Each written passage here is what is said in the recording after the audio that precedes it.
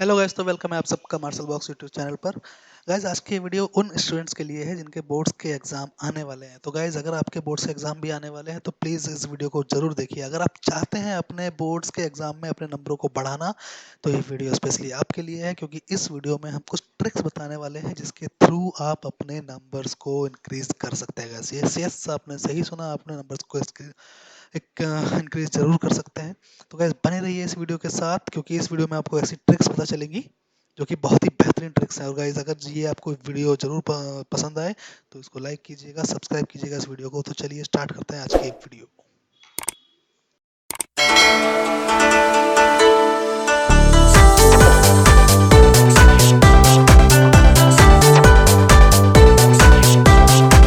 Hello guys, जैसा कि video के इंट्रोडक्शन में आपको पता चल ही गया होगा कि हम कुछ ट्रिक्स के बारे में बात करने वाले हैं कि कैसे आप अपने नंबरों को बढ़ा सकते हैं। तो गाइस, मानिए आप कोई एग्ज़ाम दे रहे हैं, बोर्ड का एग्ज़ाम दे रहे हैं, और उसमें आप आफ्टर सबमिटिंग योर कॉपी आप बाहर आ जाते हैं। तो गाइस, आपका जो अब नंबर्स मिलने वाले हैं, आपने जो मटेरियल जो मैटर आपने अपनी एग्ज़ाम सीट में लिखा है, आंसर सीट में लिखा है, उसके बेस पे आपको नंबर मिलने वाले हैं।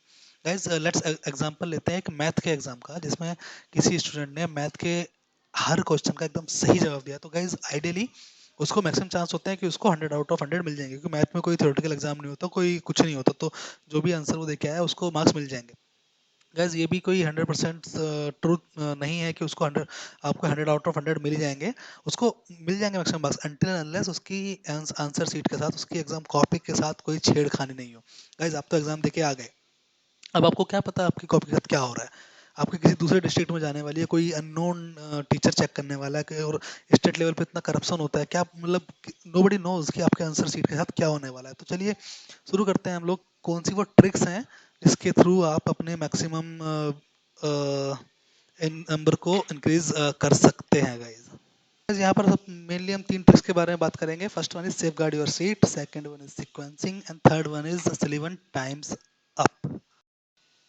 तो गाइस, जैसा कि मैंने अभी बताया कि मैथ के एग्जाम का एग्जांपल लिया हम लोगों ने, कोई सारे क्वेश्चन को सही करके आया है, उसकी भी कोई गारंटी नहीं है कि उसको 100 आउट ऑफ 100 मिलेंगे, मींस 100% मार्क्स मिलेंगे। रीजन बीइंग इज हमको नहीं पता कि हमारी कॉपी के साथ क्या होने वाला है। तो गाइज, होता क्या है नॉर्मली स्टेट बोर्ड्स में, हमारे यूपी बोर्ड में और अदर स्टेट बोर्ड्स में, जो भी हम लोग कॉपी को सबमिट करके आते हैं, और जब वो एग्जाम सीट या आंसर सीट जो भी आप उसको कहिए, जब भी वो दूसरे डिस्ट्रिक्ट में जाती है, तो गाइज करप्शन के चलते जो कॉपी से कुछ पेजेस निकलकर किसी दूसरे स्टूडेंट्स की कॉपी में एडजस्ट हो जाते हैं। गाइज, ठीक है, इसके इसकी वजह से क्या होता है, आपने जो करेक्ट आंसर दिया है उसके मार्क्स किसी और के पर्टिकुलर स्टूडेंट के खाते में एडजस्ट हो जाएंगे। तो आपने अपनी पूरी मेहनत की, आपने सारे क्वेश्चन अटेम्प्ट किए, सारे क्वेश्चन सही किए, बट स्टिल आपको मैक्सिमम मार्क्स नहीं मिलेंगे। तो गाइज, इसके लिए हमको क्या करना है, बहुत से स्टूडेंट्स लोग करते हैं कि अपने कॉपी के हर पेज पे ओम लिखते हैं, कोई कुछ लिखता है, कोई कुछ लिखता है। तो गाइज, सेम पैटर्न फॉलो करना है, आप जो अब तक करते आ रहे हैं वो आप करिए। लेकिन गाइज, ये ट्रिक क्या बोलती है, इस ट्रिक के अकॉर्डिंग क्या होना चाहिए कि आप हर आपके आंसर सीट पर, हर राइट साइड के पेज के टॉप कॉर्नर पर आप अपना रोल नंबर जरूर लिखें। गाइज, उससे क्या होगा, रोल नंबर आपका लिखा रहेगा तो हम एक रोल नंबर एग्जाम सीट के मेन पेज पर बाहर लिखते हैं, और हर पेज पर अगर रोल नंबर लिखा रहेगा तो गाइड वो कॉपी इंटैक्ट रहेगी। चांसेस बहुत ही कम हो जाते हैं, क्योंकि जिस पेज पर भी आपको रोल नंबर लिखा रहेगा वो उसके चांसेस बहुत कम हो जाएंगे कि वो आपकी कॉपी से निकले। क्यों? क्योंकि उसमें उनके जो भी करप्शन करने वाले उनके पकड़े जाने के चांसेस ज़्यादा बढ़ जाते हैं, क्योंकि उसको अगर निकाल के लगाएंगे दूसरी कॉपी में लगाए, और अगर गलती से कहीं चेक हो गया तो आपको जो दूसरे की स्टूडेंट की कॉपी में वो पेज लगे हैं तो उसमें आपका मिसमैच आ जाएगा। ये तो गाइज, अब बात करते हैं अपनी दूसरी ट्रिक के बारे में, विच इज सिक्वेंसिंग। सिक्वेंसिंग के बेसिकली तीन पार्ट होते हैं। First one is all question, one question all parts together, second one is best known first, and third one is all of same length. तो guys, sequencing के बारे में आपने कई यूट्यूब वीडियो देखी होंगी, या कई अपने फ्रेंड्स के पेरेंट्स से, या किसी भाई से, सिस्टर से सुना होगा कि हमको क्वेश्चन क्वेश्चन पेपर में वो क्वेश्चन सबसे पहले अटेम्प्ट करना चाहिए जो हमको बहुत अच्छे से आता है। तो भाई, इसका मतलब भी वही है, बेस्ट नोन फर्स्ट। आइडियली हमको कोई भी एग्जाम में सबसे पहले वही क्वेश्चन अटेम्प्ट करना चाहिए जो हमको बहुत अच्छे से आता है गाइज। बट इस ट्रिक को थोड़ा सा एक्सटेंड करते हुए हम लोगों ने इसमें एक पार्ट और ऐड किया है, one question all parts together. Let suppose हमको एक्सप्लेनेशन का क्वेश्चन है, क्वेश्चन नंबर 5, जिसके तीन पार्ट हैं, उसके अंदर तीन पैराग्राफ हैं या तीन लाइंस हैं जिनको हमको एक्सप्लेन करना है। तो गाइज, हमको फिफ्थ का ए पार्ट बहुत अच्छे से आता है, बी और सी इतना अच्छे से नहीं आता है। तो गाइज हम क्या करेंगे, क्वेश्चन नंबर 5 ए पहले कर देंगे, उसके बाद क्वेश्चन नंबर 6 7 या फिर 1 2 3 जो भी है। नहीं गाइज, ये हमको नहीं करना है। अगर हमने क्वेश्चन 5 पहले उठा लिया है तो हमको 5 के तीनों पार्ट एक साथ करने हैं। ये एक्सटेंडेड ट्रिक है, one question all parts together. और थर्ड आता है all of the same length. ये तीनों मिलके हमारी सीक्वेंसिंग ट्रिक बनती है। तो गाइस होगा क्या, बेस्ट नोन फर्स्ट जो आपको सबसे पहले अच्छा आया था आपने वो किया। दूसरा all one question all parts together, ये मैं आपको बताने वाला हूँ कि क्यों। और third one is all of same length, ये भी क्यों। तो गाइस जैसा कि हम अपने एक्सेल शीट में करेंगे, क्वेश्चन नंबर 5 के ए बी सी, हमको ए बहुत अच्छे से आता है। तो गाइस हम सबसे पहले क्वेश्चन नंबर 5 का ए लिखेंगे। उसके बाद अगर हमने क्वेश्चन नंबर 5 का 5A 2 पेजेस का लिखा है, तो गाइज बी और सी को भी हम 2 पेजेस का ही लिखेंगे। रीजन बीइंग इज, जब भी एग्जामिनर एग्जाम के बाद कॉपी चेक करता है तो वो चेक करेगा क्वेश्चन नंबर 5 के तीनों पार्ट्स इसने एक साथ किए हुए हैं। इसका मतलब इसको एक्सप्लेनेशन अच्छे से आता है। ये एक साइकोलॉजिकल इम्पैक्ट एग्जामिनर पे रहता है कि तीनों पार्ट किए हुए हैं, मतलब तीनों उसको अच्छे से आता है।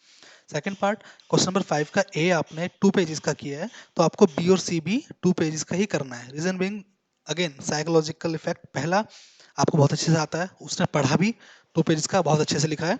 तो अगर आप बी और सी भी 2 पेजेस का लिखेंगे तो एक साइकोलॉजिकल इम्पैक्ट एग्जामिनर पर रहता है कि हाँ इसको ये भी नॉलेज है, इसने ये भी 2 पेजेस के ही लिखे हैं।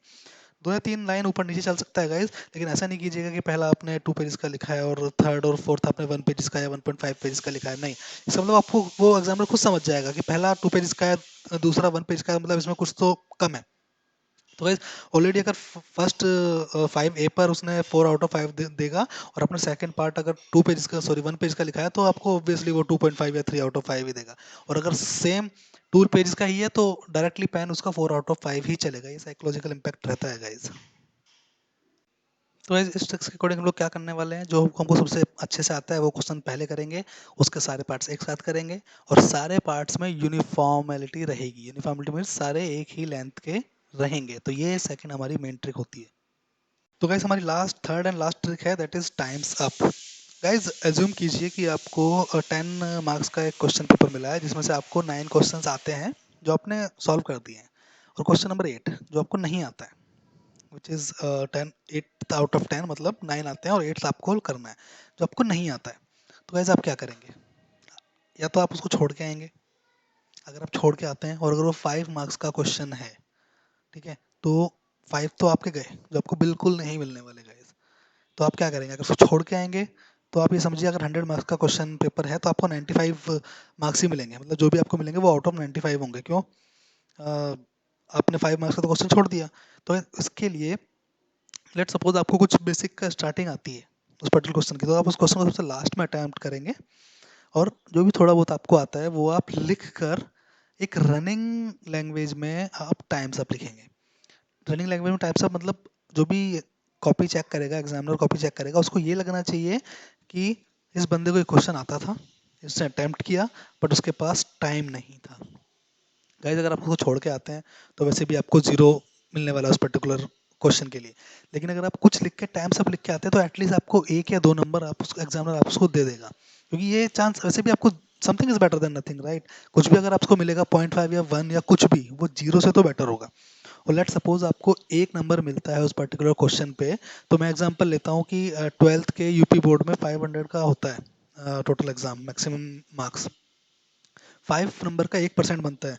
तो गाइस अगर आपको हर एग्जाम में एक एक मार्क्स भी मिलेगा तो आपका 1% इंक्रीज हो जाएगा गाइस। 1% इंक्रीज होने का मतलब आप समझ सकते हैं।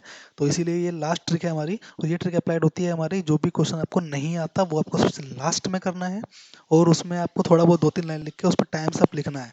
टाइम्स अप जरूर लिखना है गाइस, ऐसा नहीं है कि 3 घंटे का एग्जाम है 3 घंटे के बाद ही आप टाइम्स अप लिखेंगे, नहीं। 2 hours 45 मिनट्स में आपका एग्जाम हो गया, ठीक है, आप उसको लास्ट में अटेम्प्ट कीजिए, उसमें टाइम्स अप लिख दीजिए। जो भी एग्जाम चेक करेगा उसको नहीं पता, उसको ये नहीं पता होगा आपने कितने टाइम में ये पर्टिकुलर एग्जाम फिनिश किया था या क्या था। उसको तो ये लगेगा कि 3 घंटे ये जो भी आपका एग्जाम का टाइम है वो कम पड़ा है। उसको नहीं पता चलेगा कितना कम पड़ा है क्या कम पड़ा है, बस उसको ये टाइम सब दिखेगा। और टाइम सब ऐसी रनिंग लैंग्वेज में होना चाहिए कि हाँ उसको लगे कि हाँ एक्चुअल में टाइम कम पड़ा है। तो इसके चलते वो आपको थोड़ा 1 2 नंबर ज़्यादा दे सकता है, वो यही सोच के कि बंदे को आता था बट ये लिख नहीं पाया क्योंकि टाइम कम पड़ गया। तो गैस बेसिकली ये हमारी 3 ट्रिक्स थी जिसके थ्रू आप अपने नंबर्स को थोड़ा मैक्सिमाइज़ कर सकते हैं, थोड़ा बढ़ा सकते हैं। तो गाइज़ अगर आपको ये वीडियो अच्छी लगी हो तो प्लीज़ गाइज़ शेयर कीजिए, सब्सक्राइब कीजिए और यस अपने दोस्तों के साथ इस वीडियो को ज़रूर शेयर कीजिए ताकि वो भी इस वीडियो को देख के ट्रिक अपना सकें। और अगर किसी के बोर्ड के एग्ज़ाम आने वाला है, आप किसी को जानते हैं तो उसके साथ इस वीडियो को ज़रूर शेयर कीजिए guys. Thank you. Thanks for watching.